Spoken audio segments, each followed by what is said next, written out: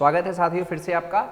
और regional aspirations का ये हमारा तीसरा लेक्चर है। 2 लेक्चर हम कंप्लीट कर चुके हैं, जिसमें मैंने आपको एक तो जम्मू कश्मीर के लोगों की जो क्षेत्रीय आकांक्षाएं थी उसके बारे में बताया, और जो दूसरा लेक्चर था हमारा वो पंजाब को लेकर के था, वो भी काफ़ी महत्वपूर्ण था। और पंजाब की भी हमने क्षेत्रीय आकांक्षाएं सुनी, और वहाँ पर भी हमने शांति का प्रयास जो भारत सरकार ने किया उसके बारे में हमने जाना, और जम्मू कश्मीर में शांति को भी कैसे बहाल किया गया वो भी हमने जान लिया।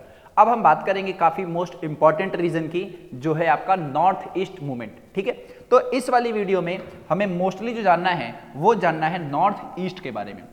आप नॉर्थ ईस्ट के बारे में बहुत सारी बातें जानते ही होंगे। नॉर्थ ईस्ट के ये स्टेट्स हैं जो नॉर्थ ईस्ट में काउंट होते हैं। तो चलिए इस वीडियो को स्टार्ट करते हैं और जानते हैं कि जो नॉर्थ ईस्ट आप मुद्दा देखते हैं, फिर जो नॉर्थ ईस्ट वाला जो आप रीजन देखते हैं, उसमें कौन कौन सी समस्याएं आई, कौन कौन से राज्य बने और उन राज्यों ने कौन कौन से मूवमेंट चलाए, वो हमें पूरा इस वीडियो में जानना है। तो चलिए स्टार्ट करते हैं। सबसे पहले हम स्टार्ट करेंगे कि इस रीजन में कौन कौन से स्टेट्स काउंट होते हैं। तो मैंने अभी आपको क्या बोला कि जो नॉर्थ ईस्ट वाला रीजन है उसको बहुत सारे लोग कहते हैं 7 स्टेट्स या फिर 7 सिस्टर्स भी कहा जाता है। उस नॉर्थ ईस्ट वाले रीजन में एक और राज्य को जोड़ दिया गया था जिसको बोला जाता है सिक्किम। यानी कि ये 7 स्टेट तो हैं ही, एक और रीजन कौन सा जोड़ दिया गया भाई? सिक्किम जोड़ दिया गया। लेकिन क्या आपको पता है कि पहले ये 7 स्टेट जो आज के समय में है ना, पहले 7 नहीं हुआ करते थे। वही हमें इस लेक्चर में जानना है कि आखिर ये 7 हुए क्यों। क्योंकि पहले ये सिर्फ 2 से 3 हिस्सों में बटा हुआ था, और सबसे बड़ा जो हिस्सा था ना वो असम वाला हिस्सा था। तो यही बताता हूं मैं आपको। चलिए, तो देखिए इसमें स्टेट्स कौन कौन से थे। सबसे पहली बात तो इसमें अरुणाचल प्रदेश था, असम है, नागालैंड है, मणिपुर है, त्रिपुरा है, मिजोरम और मेघालय। ये हो गए आपके पूरे के पूरे 7 सिस्टर जो कि बाद में बने हैं। अभी हम सिर्फ जान रहे हैं नॉर्थ ईस्ट के रीजन को, कौन कौन से इसमें स्टेट अभी के टाइम पर यानी कि 2024 में काउंट होते हैं। ठीक है, और इसी नॉर्थ ईस्ट में एक और कौन सा जोड़ दिया गया भाई? सिक्किम को, जो कि इन सबका क्या है? भाई है। ये अगर 7 सिस्टर है तो सिक्किम क्या है आपका? ये भाई के रूप में जाना जाता है। 1 मार्क का क्वेश्चन आपका आएगा, ये ध्यान रखिएगा कि ब्रदर कौन है नॉर्थ ईस्ट वालों का। खैर, यहाँ की ज्योग्राफिकल कंडीशन अगर आप देखते हैं तो ये कम से कम 8% ऑफ इंडियन एरिया को कवर करता है, जिसमें जो भारत की टोटल जो पॉपुलेशन है, जो टोटल जनसंख्या है, उसके 4% जो लोग हैं वो इस 8% वाले रीजन पे रहते हैं। दूसरा कि जब आप भारत को देखते हैं ना, भारत यहाँ पे पड़ता है ना आपका एक तरीके से, तो भारत बहुत ही एक पतली सी एक लाइन जा रही होती है, एक पतली सी लाइन अगर आप देखेंगे ऐसे करके, क्योंकि इधर तो आपका क्या पड़ जाएगा? ये बांग्लादेश है। ठीक इधर क्या पड़ जाएगा? नेपाल पड़ जाएगा। और यहाँ पर आपका क्या है? इस तरफ ये इंडिया पड़ता है। आप अगर इंडिया का मैप देखेंगे ना तो उससे समझ आएगा। और वो जो नैरो लाइन आती है ना, वो कम से कम 22 किलोमीटर की लाइन है, उसके जरिए भारत जो है इनसे संपर्क साध पाता है। तो ये एक तरीके से भारत से बहुत दूर है, बहुत ही ज्यादा निकले हुए हैं। अगर आप भारत का सही से मैप देखेंगे तो आपको समझ आएगा कि संपूर्ण भारत तो इस तरफ है, और इधर से एक नैरो लाइन है जो कि आपका पश्चिम बंगाल आप देखते हैं, सिलीगुड़ी कॉरिडोर कहा जाता है उसको। यहाँ पर सिलीगुड़ी जो आपका है थोड़ा माउंटेनियस इलाका है, उसके जरिए क्या होता है, हम भारत वाले जो हैं वो इधर जा पाते हैं। अगर यहाँ पर बांग्लादेश आ जाता, मतलब बांग्लादेश का बॉर्डर यहाँ पे होता है या फिर नेपाल का, तो आप ये मान के चलिए कि ये हमारा होता ही नहीं एक तरीके से। खैर, तो ये हमारा जो एकदम नैरो लाइन है यहाँ पर सिलीगुड़ी वाली लाइन, इसके जरिए भारत इससे क्या होता है? कनेक्टेड होता है। तो दूसरा आपने जान लिया भाई कि ये कनेक्टेड कैसे है। तीसरा क्या है कि ये जो आप हिस्सा देखते हैं ना, नॉर्थ ईस्ट वाला हिस्सा, ये काफी ज्यादा मतलब कॉन्फ्लिक्टेड वाले एरिया से जुड़ा हुआ है। एक तो ये चाइना से जुड़ा हुआ है, दूसरा म्यांमार से जुड़ा हुआ है, और तीसरा ये जुड़ा हुआ है बांग्लादेश। तो भारत सरकार को हमेशा इस बात की एक तरीके से चिंता सताती ही रहती है कि यहाँ के हिस्सों को हम कैसे संभालें। एक तो यहाँ पर जाने की कोई व्यवस्था नहीं है, पहली बात, और दूसरी बात यहाँ एक अलग दुश्मन है, कौन? चाइना। यहाँ एक अलग दुश्मन है, कौन? बांग्लादेश। मैं दुश्मन क्यों कह रहा हूँ? क्योंकि अभी के टाइम पर, आज की अगर बात करें, 8 दिसंबर है आज, तो अगर आज की बात करें तो बांग्लादेश की सरकार अलग हो, दूसरी आ चुकी है ना, और वहां पर क्या है कि भारत सरकार के वो समर्थन में नहीं रहती है, इसीलिए इधर भी हमारा दुश्मन और इधर भी दुश्मन। तीसरा इधर म्यांमार है, इनसे दुश्मनी तो नहीं है, बट यहाँ से इलीगल जो माइग्रेंट आते हैं वो भारत सरकार के लिए एक चुनौती है। तो जानते हैं कि यहाँ पर दिक्कत आखिर आती कैसे है। खैर, हिस्टोरिकल अगर आप बैकग्राउंड देखते हैं तो त्रिपुरा और मणिपुर, जब त्रिपुरा और मणिपुर देखते हैं, एक खासी हिल जो कि मेघालय है, ये सभी के सभी क्या थे? स्टार्टिंग में वो एक प्रिंसली स्टेट हुआ करते, यानी कि ये क्या थे? ये रजवाड़े थे, जो कि मैंने आपको पहले चैप्टर में ही बताया था कि भारत जो था ना आपका एक बहुत 565 रियासतों में बटा हुआ था, और इसलिए इनको भी क्या किया गया? भारत के अंदर जोड़ा गया। तो आप जब रजवाड़ों को जोड़ते हैं भारत के साथ, तो सबसे बड़ी बात तो यही ध्यान रखनी पड़ती है भाई कि एक तो वो पहले हमारे थे नहीं, दूसरा आपने उनको अपने यहाँ पर जोड़ा है, तो उनकी बातों का तो आपको ख्याल रखना ही पड़ेगा, और वही अगर आप ख्याल नहीं रखोगे तो नॉर्मल सी बात है वो सेपरेट होने की बात करेंगे ही करेंगे। तो ये आपका हो गया नॉर्थ ईस्ट की एक थोड़ी सी डेफिनेशन कि इसमें रीजन्स कौन कौन से हैं। तो हमेशा एक बात का ध्यान रखें कि नॉर्थ ईस्ट में 7 रीजन आते हैं, 7 स्टेट और 1 ब्रदर इज कॉल्ड सिस्टर, और यहाँ की ज्योग्राफी कुछ इस टाइप की है, और इसका ये हिस्टोरिकल बैकग्राउंड है कि यहाँ के कुछ इलाके ऐसे थे जो भारत सरकार के नहीं थे, क्योंकि ब्रिटिश भारत अलग था, रजवाड़ा अलग था, तो ब्रिटिश भारत में ये काउंट नहीं होते थे, और बाद में इन रजवाड़ों को कहाँ मिलाया गया था, हमारा जो भारत है उसके अंदर मिलाया गया। चलिए आगे बढ़ते हैं। अब बात करते हैं कि यहां पर दिक्कत क्या है। तो यहां पर मेनली 3 दिक्कत है। सबसे पहली दिक्कत है कि यहां के कुछ क्षेत्र ऐसे हैं जो ऑटोनॉमी की बात करते हैं। ऑटोनॉमी का मतलब होता है विशेष स्वायत्ता, आप समझ लीजिए एक तरीके से, क्योंकि यहां पर अलग अलग क्या है, कल्चर डाइवर्सिटी है, और इसी को लेकर के ये चाहते हैं भाई कि हमें ना थोड़ा सा अलग रख दिया जाए, हम अपनी सरकार खुद से चलाएंगे, क्योंकि ये सभी के सभी कहां पर थे, असम के साथ मिले हुए थे। मतलब जो अभी 7 स्टेट हैं, तो ये समझिए कि असम में कम से कम 4 के आसपास स्टेट तो थे ही, ठीक है। तो इसलिए पहली डिमांड उनकी क्या है, ऑटोनॉमी को लेकर के है। दूसरी क्या है कि कुछ स्टेट ऐसे भी हैं, फिर कुछ क्षेत्र ऐसे हैं जो चाहते हैं कि भाई हमें भारत का हिस्सा नहीं बनना है, हमें भारत का हिस्सा नहीं रहना है, और वो एक अलग राष्ट्र की मांग करते हैं। जो तीसरी दिक्कत है वो ये है कि कुछ राज्यों में आउटसाइडर्स भी एक चुनौती भरा हुआ है, यानी कि जो असम आप राज्य देखते हैं, उस असम राज्य में आउटसाइडर्स को लेकर के मूवमेंट चलते हैं। तो ये 3 चुनौतियां हैं किसके सामने, नॉर्थ ईस्ट के सामने। पहला कि कुछ क्षेत्र ऐसे हैं जो ऑटोनॉमी की डिमांड करते हैं, कुछ क्षेत्र ऐसे हैं जो सक्सेशन की बात करते हैं, सक्सेशन सॉरी, मतलब कि वो भारत सरकार से अलग होना चाहते हैं, और कुछ क्षेत्र ऐसे हैं जो आउटसाइडर्स की मतलब की बात करते हैं कि हमारे राज्य में आउटसाइडर्स आ गए हैं, जिसकी वजह से हमारे पास रिसोर्सेस वगैरह में कमी पड़ रही है। और इन्हीं तीनों के संदर्भ में हमें पूरा का पूरा नॉर्थ ईस्ट पढ़ना है, यानी कि कुछ क्षेत्रों के बारे में बताऊंगा कि ऑटोनॉमी को लेकर कैसे वहां पर आंदोलन हुआ, कुछ क्षेत्रों के बारे में बताऊंगा कि वहां पर अलग कौन कौन से क्षेत्र होना चाहते थे, और असम के बारे में बताऊंगा कि वहां पर आउटसाइडर्स को लेकर के कैसे मूवमेंट चलाए गए। चलिए अब बात करते हैं ऑटोनॉमी की, कि ऑटोनॉमी क्या है। तो अभी क्या बताया मैंने आपको कि असम जो है वो पूरा का पूरा क्या करता है, नॉर्थ ईस्ट को कवर करता है, नॉर्थ ईस्ट को कवर करता है। तो मान लीजिए ये हो गया आपका पूरा का पूरा नॉर्थ ईस्ट, मतलब समझाने के लिए बना रहा हूं मैं, रियल में तो ये नहीं है, बट मान लीजिए पूरा का पूरा क्या है, नॉर्थ ईस्ट है। और नॉर्थ ईस्ट अगर ये है तो यहां पर कौन सी सरकार है आपकी, पूरी की पूरी असम की। तो जो भी आसामी कल्चर है ना, तो वहां की जो आसामी सरकार थी वो इन सब पे थोपा करती थी, यानी कि जितने भी लोग रहते हैं भाई सबको किसकी माननी पड़ेगी, आसामियों की माननी पड़ेगी। इसको लेकर के नॉर्मल सी बात है विद्रोह होगा, क्योंकि सभी के सभी आसामी तो थे नहीं। तो जब विद्रोह होना स्टार्ट हुआ तो इन सभी ट्राइबल लोगों ने क्या किया, अपना एक समूह बनाया, और उस समूह को बोला गया ऑल पार्टी हिल लीडर्स, हिल मतलब पर्वतीय, ऑल पार्टी हिल लीडर्स कॉन्फ्रेंस 1960 में बना दिया। और डिमांड किया भाई कि जो भी हम ट्राइबल लोग हैं उनका एक अलग क्या होना चाहिए, स्टेट होना चाहिए। तो बात चली कि भाई अब कैसे इसको करा जाए। तो इसी के तुरंत बाद क्या किया गया कि सरकार ने यहां से असम में से कुछ हिस्सों को कार्व आउट किया, और मेघालय को बना दिया भाई 1970 में, मिजोरम को बना दिया 1987 में, और अरुणाचल प्रदेश को बना दिया 1987 में, और बाद में बने त्रिपुरा और मणिपुर जो कि बने आपके 1972 में। तो इस तरीके से समझिए कि इस वाले पूरे के पूरे रीजन से जब ये आंदोलन स्टार्ट हुआ यहाँ के नेताओं के द्वारा, क्योंकि इन सभी लोगों पर क्या थोपा जा रहा था, आसामी कल्चर थोपा जा रहा था, तो सभी लोग क्या होंगे, नॉर्मल सी बात है आंदोलन करेंगे, क्योंकि उनका कल्चर अलग है और आप उनके ऊपर आसामी कल्चर थोप रहे हो, तो आपके साथ वो क्यों रहेंगे। तो इसको लेकर के आंदोलन हुआ, और फाइनली यहां पर इस तरीके से स्टेट बने। असम की कुछ जनजातियां ऐसी भी हैं अभी भी कि बडोस, कार्बिस और डिम्सा, ये तीनों की तीनों भी चाहती हैं भाई कि हमें भी क्या बना दिया जाए, एक स्टेट बना दिया जाए। लेकिन ये एकदम छोटे छोटे क्षेत्र हैं जिनको स्टेट बनाना दिक्कत वाली बात हो जाएगी, और अगर हमने इनकी बात मान ली तो ये समझिए कि एक ही राज्य में जो छोटा सा राज्य हो उसमें हमें 10 स्टेट बनाने पड़ जाएंगे, क्योंकि अलग अलग जनजातियां होती हैं। तो इस चीज को हैंडल करने के लिए सरकार ने इनको थोड़ी सी पावर वगैरह दे दी, इनके लिए थोड़े से क्षेत्र वगैरह ऐसे बना दिए जिसके ऊपर शासन केवल इनका चलेगा, लेकिन वो राज्य में ही काउंट होंगे। तो ये 1 मार्क में क्वेश्चन आता है, ये बोडोस, कार्बिस और डिम्सा, डिम्सा भी आप कह सकते हैं। खैर, तो इस तरीके से समझिए कि जो आपका असम वाला जो पूरा इलाका था, जब वो पूरा का पूरा नॉर्थ ईस्ट कहलाता था, तो उसमें से स्टेट कैसे कैसे निकले और क्यों निकले, क्योंकि यहां पर इन लोगों ने आंदोलन किया, वो सभी के सभी जो नेता थे आपस में मिल गए। चलिए अब हम बात करेंगे मिजोरम की। यहां पर हमने क्या जाना, यहां पर हमने जाना कि जो रीजन ऑटोनॉमी की डिमांड कर रहे थे कि भाई हमें अलग बना दिया जाए, हमें अपनी खुद की सरकार चलानी है, उनकी यहां पर बात मान ली गई और इस तरीके से कुछ राज्य बना दिए गए। अब हम बात करेंगे एक राज्य की जिसका नाम क्या है, मिजोरम। अब एकदम आप मेरी ध्यान से बात समझना, क्योंकि अब हमें मिजोरम, नागालैंड और असम को समझना है और ये तीनों के तीनों काफी महत्वपूर्ण हैं। और एक और बात मैं दावे के साथ कहता हूं कि अगर आपने ये ध्यान से मेरी बात सुन ली तो आपको बहुत ही आसानी से समझ में आ जाएगा कि जो मिजोरम है उसकी दिक्कत क्या थी।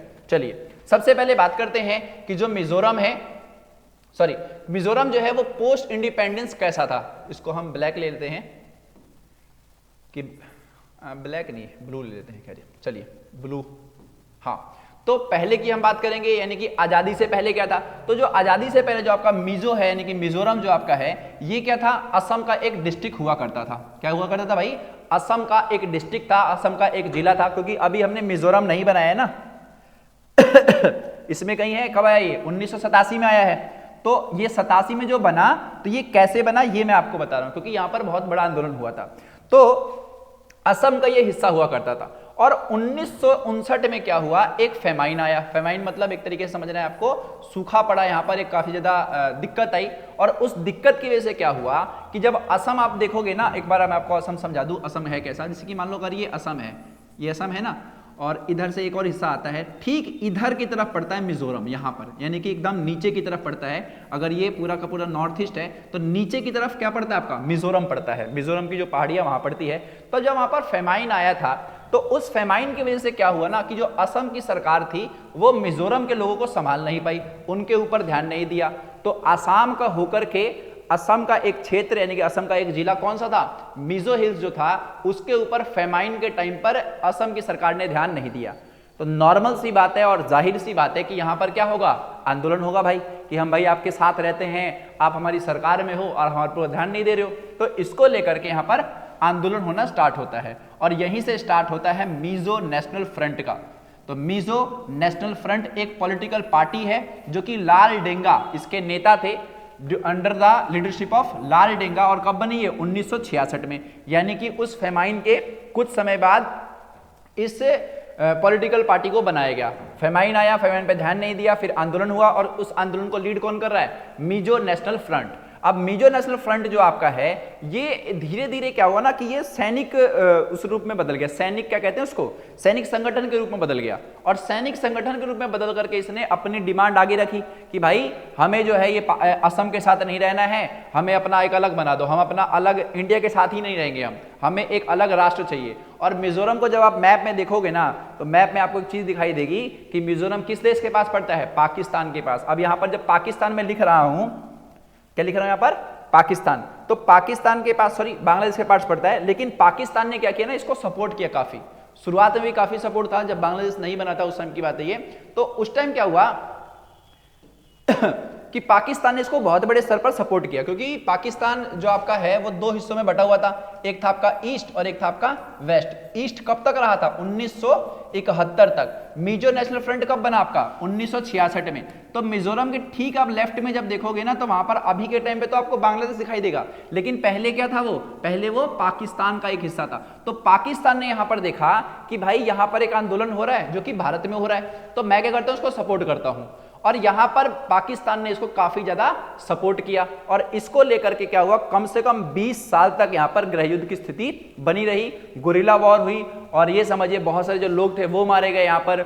और धीरे धीरे ये हिस्सा बढ़ता चला गया, कम से कम 20 साल का पीरियड बहुत ज्यादा होता है। बाद में क्या होता है, राजीव गांधी जब प्रधानमंत्री बनते हैं वो इस चीज पर ध्यान देते हैं और वो देते हैं 1986 में। राजीव गांधी अभी एक समझौता और करा के आए थे, आपको याद होगा, जब मैंने अभी को पंजाब समझौता पढ़ाया ना 1985 में जो उन्होंने कराया, वही राजीव गांधी यहां पर आए 1986 में कि भाई एक काम करो, आप जो ये इंडिपेंडेंट की मांग जो रख रहे हो ना, इसको आप थोड़ा शांत करते हैं और आप बोलो आपको क्या क्या चाहिए, हम आपको सपोर्ट करते हैं। और फिर फाइनली पीस एग्रीमेंट होता है, मिजोरम को फाइनली एक स्टेटहुड प्रदान कर दिया जाता है और साथ में कुछ स्पेशल पावर दे दी जाती है। और इस तरीके से जो ये सेक्शनिज्म था आपका वो खत्म होता है, यानी कि जो मिजो नेशनल फ्रंट एक समय को असम से निकल करके अलग राष्ट्र की बात कर रहा था, जिसको पाकिस्तान सपोर्ट कर रहा था, उस चीज को सॉल्व किया गया कहां पर, 1986 में एक शांति समझौते के बीच में, और फाइनली मिजोरम एक अलग स्टेट बना। और मिजोरम जैसी स्टेट बना, इसके जो पहले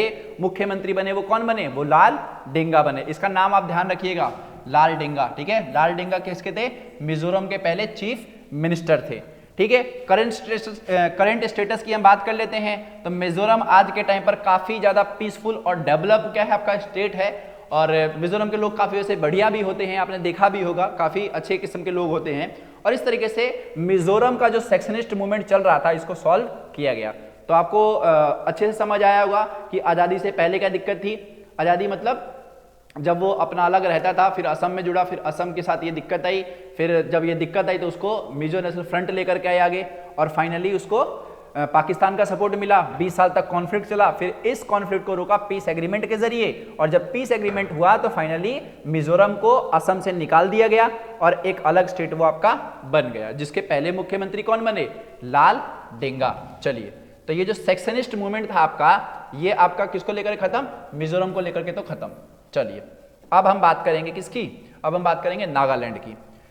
तो देखिए, नागालैंड की भी कहानी सेम उसी से जुड़ी हुई है, किससे, जो अभी पढ़ा ना हमने मिजोरम वाला, सेम उसी से जुड़ी हुई है। अब नागालैंड की कहानी देखते हैं कहां से स्टार्ट होती है। तो नागालैंड जो है आपका 1951 में क्या होता है, ये भी एक तरीके से खुद को डिक्लेयर कर देते हैं। 1951 में खुद को डिक्लेयर कर देते हैं, और यहाँ का एक बंदा था अंगमी जापू फिजो, क्या नाम था उसका, अंगमी जापू फिजो। ये एक मतलब यहाँ का लीडर है, जैसे कि उसमें लाल डेंगा था वैसे इसमें अंगमी जापू फिजो है। और इसने क्या किया कि जो नागा लोग होते हैं ना, उनको मिला करके खुद को इंडिपेंडेंट घोषित कर दिया भाई, कि हम जो है वो क्या है, एक तरीके से स्वतंत्र हैं।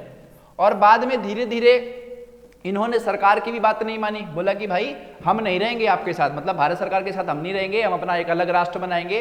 तो स्टार्टिंग में दिक्कत वगैरह आती है और रिजेक्शन वगैरह होते हैं, बाद में ये जो स्ट्रगल है वो और बड़े स्तर पे बढ़ जाता है, फिर यहाँ पर प्रोटेस्ट वगैरह होते हैं, बट इतना कुछ फायदा होता नहीं है। लास्ट में एक एग्रीमेंट होता है भारत सरकार में और नागालैंड के बीच में, लेकिन फिर भी अभी भी स्थिति जो है वो वैसी की वैसी बनी हुई है। लेकिन नागालैंड जो है ना, अभी भी भारत का ही हिस्सा है, लेकिन यहाँ पर ये आंदोलन चलता रहता है। इस बात का आप ध्यान रखें कि यहाँ पर जो क्वेश्चन पूछा जाएगा ना आपसे, वो ये पूछा जाएगा कि यहाँ का जो आंदोलन हुआ था वो किस चीज को लेकर के हुआ था। तो नागालैंड भी अपने आप को अलग मानता है, क्योंकि यहाँ की देखो दिक्कत क्या है, नॉर्थ ईस्ट की सबसे बड़ी दिक्कत ये है ना कि वो भारत से जुड़े हुए लगते नहीं है, क्योंकि वो नैरो लाइन की वजह से वो जुड़े हुए हैं ना। और दूसरी दिक्कत ये है कि यहाँ के जितने भी लोग हैं नॉर्थ ईस्ट वाले, वो सबकी जो संस्कृति है वो भारत के लोगों से बहुत ही ज्यादा अलग है। जो धर्म है वहां पर वो बहुत ज्यादा अलग है, खान पान, वेशभूषा, कल्चर, ये बहुत ज्यादा अलग है। और इसकी वजह से क्या है कि वो भारत सरकार के साथ रहना भी नहीं चाहते, और भारत सरकार के साथ थोड़ी बहुत दिक्कतें भी आती हैं कि भारत सरकार उन पर सीधा ध्यान नहीं दे पाती है, क्योंकि बाकी राज्यों का जब आप विकास देखोगे ना तो भारत सरकार ने एकदम बढ़िया तरीके से कर रखा है। बट आप जब इधर के स्टेट देखोगे, आप असम को छोड़ दो और बाकी मिजोरम देख लो, नागालैंड देख लो, तो इनका उतना बढ़िया तरीके से विकास नहीं हुआ। और यही एक कारण है कि नॉर्थ ईस्ट में हमेशा ये चलता ही रहता है। इसी में आपको एक और नाम बता दूं मैं जरा, जो मैं हर वीडियो में कभी ना कभी जिक्र कर ही देता हूं, मणिपुर। आप मणिपुर को देख लो, मणिपुर में अब तक कितने टाइम से तो वहां पर हिंसा भड़की हुई है और सरकार ने अब तक इसका कोई सोल्यूशन नहीं निकाला, वहां पर ना जाने कितने लोग मारे जा रहे हैं। तो ये नॉर्थ ईस्ट की दिक्कत हमेशा स्टार्टिंग से ही चलती आ रही है। खैर, तो नागालैंड की ये कहानी थी भाई आपकी कि स्टार्टिंग में इन लोगों ने खुद को इंडिपेंडेंट घोषित किया, बट धीरे धीरे यहाँ पर स्ट्रगल्स भी हुए और क्या कहते हैं उसको मूवमेंट वगैरह भी हुए, बट बाद में सरकार से बातचीत बनी, लेकिन बातचीत उतनी नहीं बनी और अभी भी ये दिक्कत है। बट नागालैंड अभी भी भारत का हिस्सा है, ये आपको लिखना होगा। चलिए आगे बढ़ते हैं। अगला क्या है आपका, मूवमेंट अगेंस्ट आउटसाइडर्स। तो मैंने आपको वीडियो के स्टार्टिंग में क्या बताया था कि यहां पर 3 टाइप के मूवमेंट चलेंगे। एक तो चलेंगे ऑटोनोमस या फिर ऑटोनॉमी को लेकर के, दूसरा चलेगा आपका भारत से अलग होने को लेकर के, और तीसरा मैंने आपको आउटसाइडर्स के बारे में बताया था। तो आउटसाइडर्स को लेकर के मूवमेंट चलाया था भाई असम के विद्यार्थियों ने। अब देखो यहां पर दिक्कत क्या थी। सबसे पहले चलते हैं माइग्रेशन इशू। तो देखिए, जब आप असम को देखेंगे ना, तो असम में क्या है, जो लोकल कम्युनिटी रहती है वो उनकी संख्या धीरे धीरे ना कम हो रही है। और उनको दिक्कत ये है भाई कि हमारे राज्य में असम में बेसिकली क्या है कि म्यांमार के भी लोग आ जाते हैं और जो बांग्लादेश है वहाँ के भी लोग आ जाते हैं। और उनकी वजह से क्या हुआ है कि जो असम है ना, वहाँ के जो रिसोर्सेज हैं या फिर जो जॉब्स हैं, ये सब कम पड़ जा रहे हैं। और इसी को लेकर के यहाँ पर एक बहुत बड़ी दिक्कत स्टार्ट होती है। तो माइग्रेशन इशू समझ आ गया, और इसकी वजह से रिसोर्सेज खत्म हो रहे हैं, जमीनें खत्म हो रही है, एम्प्लॉयमेंट खत्म हो रहा है आपका, और पॉलिटिकल पावर में भी एक तरीके से वो आ रहे हैं, क्योंकि वो जो तबका आएगा वो अपने हिसाब से लीडर को चूज करेगा या फिर अपना एक अलग लीडर बनाएगा, तो ये सब भी दिक्कतें आएंगी ना। तो इसको लेकर के ही यहाँ पर क्या होता है कि यहाँ के जो स्टूडेंट होते हैं, जिसको बोला जाएगा यहाँ पर all Assam student union, all Assam student union, इनको आसू भी कहा जाता है, ये लोग स्टार्ट करते हैं एक मूवमेंट। और ये मूवमेंट स्टार्ट किया भाई कि जो भी इलीगल तरीके से लोग आए हैं, बांग्लादेश से आए हैं, फिर म्यांमार से आए हैं, उनको यहाँ से निकाल देना चाहिए। और आंदोलन बहुत बड़े स्तर पर होता है एक तरीके से, जिसका जो टाइम फ्रेम है आपको लिखना है 89 से लेकर के 85 तक का समय, जो असम मूवमेंट आपका चला। मूवमेंट का जो एम था वो नॉर्मल सी बात यही थी कि जो भी 1951 के बाद असम में आए हैं गलत तरीके से, गैर कानूनी तरीके से, उन सभी को यहाँ से निकल जाना चाहिए। और फाइनली ये जो मूवमेंट था वो वायलेंस में तब्दील हो जाता है, वायलेंस में तब्दील होता है, प्रोटेस्ट होता है, बहुत बड़े स्तर पर यहाँ पर हिंसा वगैरह होती है, बहुत सारे, तो समझो आप ट्रेनों को रोक दिया जाता है कि भारत सरकार हमारी बात सुने, नहीं सुनेगा तो हम ये करेंगे। जैसे कि आप किसान आंदोलन देखते होंगे ना, तो उस किसान आंदोलन में भी उन लोगों ने बहुत सारी ट्रेनें रोक दी थी। आपको मैं एक वाक्य बताता हूँ, मैं जम्मू कश्मीर गया था वैष्णो देवी की यात्रा पे। जब जम्मू कश्मीर की यात्रा से मैं वापस आया तो पंजाब से होते हुए मेरी रेलगाड़ी आ रही थी, और उस टाइम वही आंदोलन चल रहा था, और उस टाइम मुझे भी इस चीज़ का सामना करना पड़ा, और उस टाइम हमारी किसानों ने क्या कर दी थी, रेल रोक दी थी। खैर, तो ये एक वाकया होता है अपनी बात सरकार के सामने रखने का, और उस दिन से मैं भी उनके सपोर्ट में आ गया भाई कि हाँ यार, थोड़ा उनकी बात समझनी चाहिए कि किसान हैं, हमारे भारत के ही हैं, क्या ही हो जाएगा, जो जिस चीज़ को डिमांड कर रहे हैं उसको पूरा करने में, आखिर भारत सरकार के पास इतना सारा पैसा है। तो खैर, तो यहाँ पर दिक्कत यही हुई, और इस चीज़ को सॉल्व करने के लिए फाइनली यहाँ पर भी राजीव गांधी ही आए। राजीव गांधी की बहुत महत्वपूर्ण भूमिका है नॉर्थ ईस्ट को बांधने में। पंजाब को भी उन्होंने बांधा, नॉर्थ ईस्ट को पूरा उन्होंने ही संभाला। अभी उसका पढ़ा ना आपने, किसका, मिजोरम का पढ़ा, नागालैंड का पढ़ा।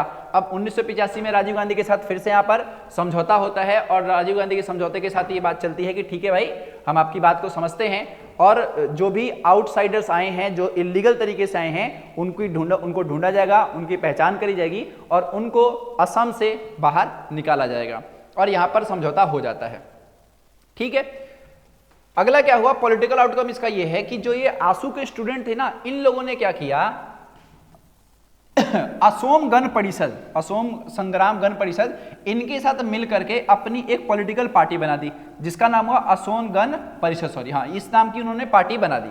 इस पार्टी ये जो पार्टी बनाई इन्होंने, 1985 में ये सत्ता में भी आ गई, और सत्ता में आकर इन लोगों ने क्या बोला, सत्ता में आने से पहले वैसे यही बात रखी थी असम के लोगों के सामने कि भाई जो ये आउटसाइडर्स का मुद्दा है ना, यही हमारा रियल में मुद्दा है, और जनता के सामने ये बात रखी गई कि हमारा मेन मोटिव होगा कि आप हमें सत्ता में लाइए, और हम ये जो आउटसाइडर्स आए हैं उनको यहाँ से बाहर निकाल के रखेंगे, और 1985 में ये सरकार बना लेते हैं। खैर, अभी असम में हिमंत बिस्वा शर्मा की सरकार है, और बीजेपी के पार्टी के हैं ये, पहले ये कांग्रेस पार्टी के हुआ करते थे। तो इस तरीके से पॉलिटिकल आउटकम्स का ये है। ऑन गोइंग इशू की अगर हम बात करें, ऑन गोइंग इशू, तो इसका ऑन गोइंग इशू ये है कि जो दिक्कत आप ये असम में देख रहे हैं आउटसाइडर्स को लेकर के, ये दिक्कत भारत के नॉर्थ ईस्ट के सभी राज्यों में दिक्कत है। यहाँ पर जो लोग असली मात्रा में है ना, उनकी कमी हो गई है, मतलब वो लोग माइनॉरिटीज में आ गए हैं, क्योंकि बांग्लादेश क्या करता है ना, इलीगल जो माइग्रेंट हैं उनके ऊपर बिल्कुल भी ध्यान नहीं दे रहा है, और बिल्कुल भी ध्यान ना देने की वजह से क्या हो रहा है कि जो नॉर्थ ईस्ट के लोग हैं उनके खुद के रिसोर्सेस, उनकी जमीनें, उनकी जो एम्प्लॉयमेंट, वो धीरे धीरे कम हो रही हैं। खैर, यही था हमारा कौन सा ये वाला टॉपिक, यानी कि मूवमेंट अगेंस्ट आउटसाइडर, जो कि असम में चलाया गया, और इसको चलाया भाई all Assam student union. 1 mark का क्वेश्चन एमसीक्यू के रूप में आप याद कर लें। आसू की फुल फॉर्म आती है, और पूरी स्टोरी आएगी, तो मैंने आपको बता ही दी, काफी बेहतरीन तरीके से बताया मैंने आपको, तो मैं आशा करता हूं आपको समझ आ गया होगा। और एक और बात, अगर आपने इस चैप्टर के 2 लेक्चर और नहीं देखे हैं, जो कि पंजाब से थे और जम्मू कश्मीर से थे, तो मैं चाहूंगा वो आप देख लें, और इसको भी आप पूरा देखें। एक बार में समझ नहीं आता तो आप 2 बार में देख लीजिए, फिर वीडियो को 2-3 हिस्सों में करके देख लीजिए, फिर आपको समझ आ जाएगा। और मिलता हूं मैं अगली वीडियो में, और तब तक के लिए गुड बाय। और अगर आपके पास कोई डाउट वगैरह है तो आप मुझे कमेंट में लिख सकते हैं, और आप हमारे टेलीग्राम चैनल से भी ज्वाइन हो सकते हैं, वहां पर एग्जाम मटेरियल भी चीज़ें आपको मिल जाएंगी। चलिए बाय।